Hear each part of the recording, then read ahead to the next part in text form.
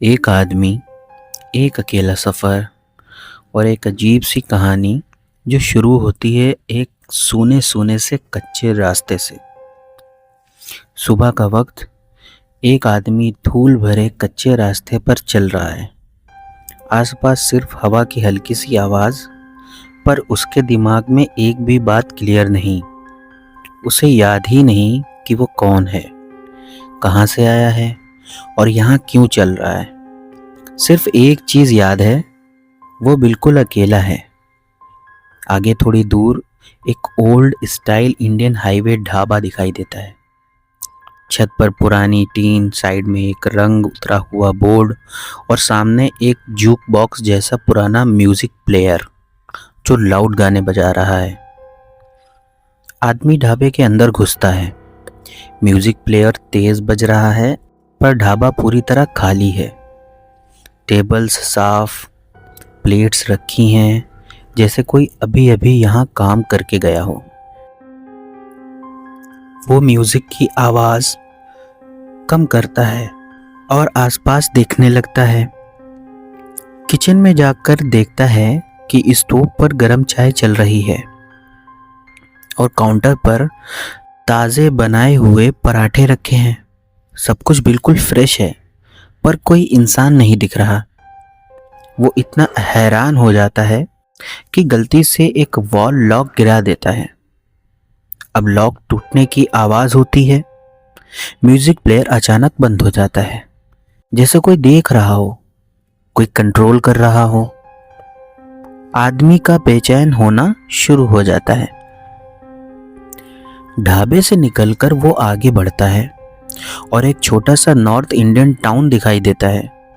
Road पर एक jeep खड़ी है जिसमें एक लड़की जैसी कोई बैठी दिखाई देती है। वो पास जाता है, लेकिन पता चलता है कि वो एक मैनेक्विन यानी कि एक पुतला है।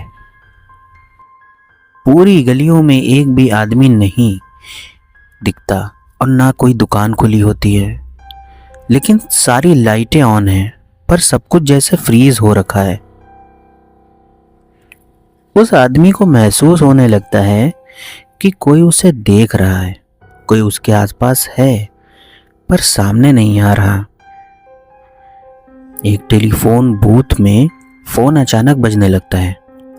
वो भागकर उठाता है, पर लाइन बिल्कुल खाली। ऑपरेटर को कॉल करता है, पर वहां भी बस एक रिकॉर्डेड टेप चलती है।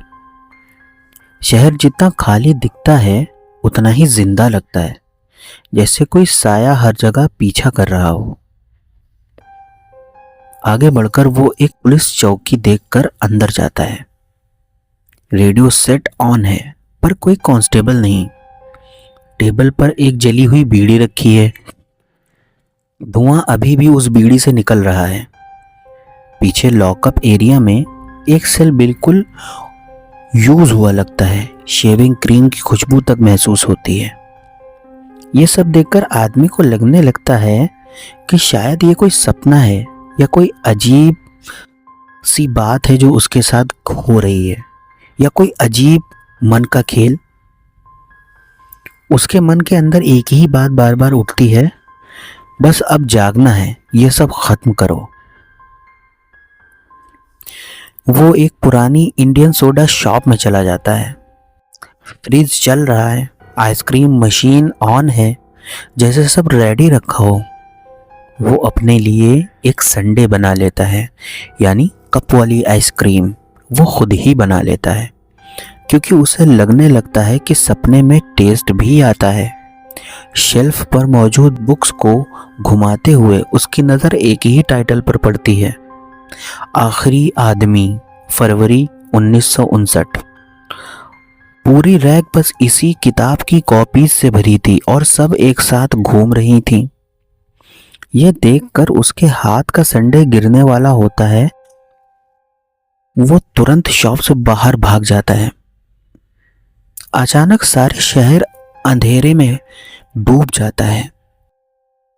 एक पुराना सिंगल स्क्रीन सिनेमा हॉल की लाइट्स ऑन होती हैं। मरकरी पर एक पुरानी वॉर फिल्म का पोस्टर चमक रहा है।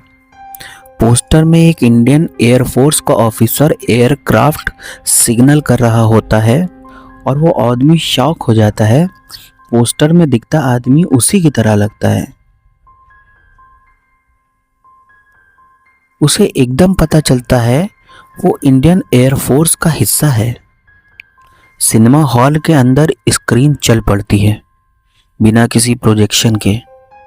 आदमी पैनिक में प्रोजेक्शन रूम की तरफ भागता है कि शायद वहां कोई हो, पर वहां कोई नहीं होता।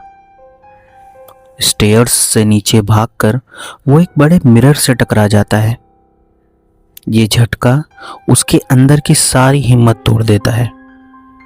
अब वो डर के मारे पूरे शहर में पागल की तरह घूम रहा है। रोड के कोने पर एक पेडेस्ट्रियन क्रॉसिंग का वॉक बटन लगता है।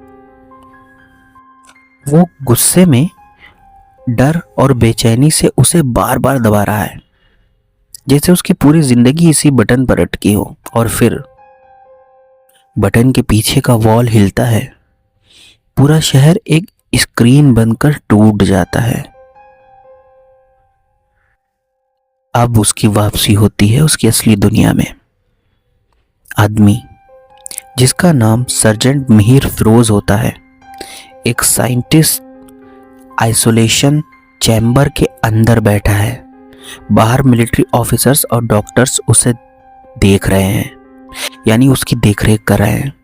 वो पिछले 484 घंटे से सेंसरी डेप्रिवेशन टेस्ट में था, यानी कि दिमाग को जांचने की मशीन उसके सर पर लगी हुई है और उसके दिमाग की जांच की जा रही है।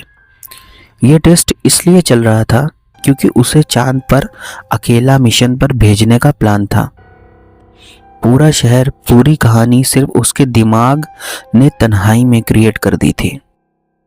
डॉक्टर्स बताते हैं कि स्पेस ट्रेवल में खाना, पानी और ऑक्सीजन सब मिलेगा, लेकिन साथ में कोई इंसान नहीं होगा।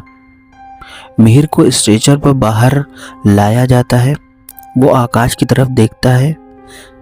चांद बिल्कुल साफ चमक रहा है। आखिरी बार वो चांद को देखता है, जैसे उसे यकीन दिला रहा हो कि मैं आ रहा हूं, बस थोड़ा वक्त और लगेगा।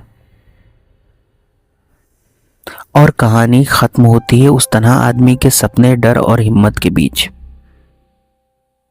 शुक्रिया दोस्तों।